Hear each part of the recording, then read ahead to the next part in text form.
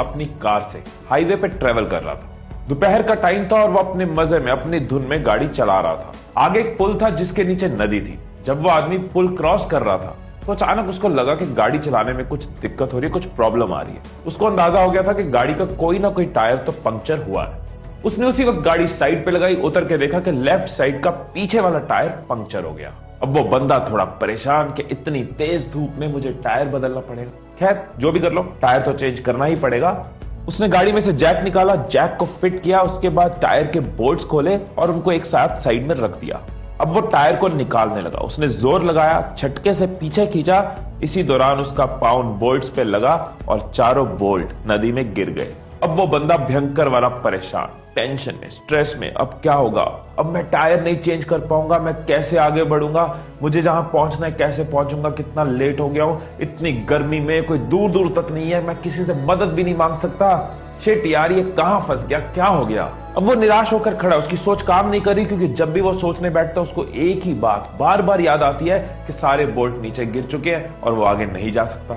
अब ये बंदा परेशानी में साइड में खड़ा, काफी देर निकल चुकी है। अब सामने से उसको नजर आता है एक किसान आ रहा है। ये सोच रहा होता है इससे मदद मांगू ना मांगू, ये क्या मदद कर पाएगा मेरी। अभी ये सोच ही रहा होता है कि किसान खुद ही आकर पूछ लेता है, साहब कोई परेशानी है तो बताइए, क्या मैं आपकी कोई मदद कर सकता हूं?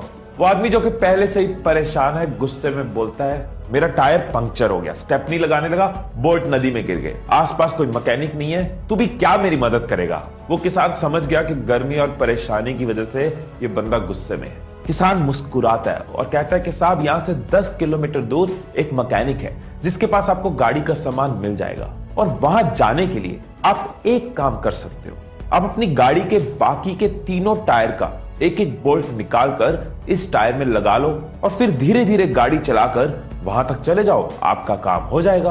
वो आदमी हैरान रह गया, उसका गुस्सा एकदम शांत हो गया। कहता, भाई साहब, जिस प्रॉब्लम से मैं आधे घंटे से जूझ रहा था, इसने कितनी आसानी से उसका सोल्यूशन दे दिया। उसने किसान को बोला, सॉरी यार, मैं गुस्से में था, लेकिन तुझे इतनी जल्दी सोल्यूशन कैसे मिल गया? पहले भी ये प्रॉब्लम हुई थी क्या कभी तेरे साथ? किसान मुस्कुराया और कहता है, ऐसा कुछ नहीं है, एक ही फर्क है, एक ही फर्क है कि आप उस परिस्थिति में अपनी परेशानी के बारे में सोच रहे थे, मैं उसी परिस्थिति में हल के बारे में सोच रहा था। सो दोस्तों, यहां तो आप प्रॉब्लम ओरिएंटेड हो सकते हो या फिर सोल्यूशन ओरिएंटेड हो सकते हो। यहां तो प्रॉब्लम आते ही परेशान होते रहोगे, प्रॉब्लम के अलावा कुछ दिखेगा नहीं, परेशानी की वजह से कुछ सोच नहीं पाओगे। लेकिन अगर आप सोल्यूशन ओरिएंटेड हो तो आप सोल्यूशन की तरफ फोकस करोगे।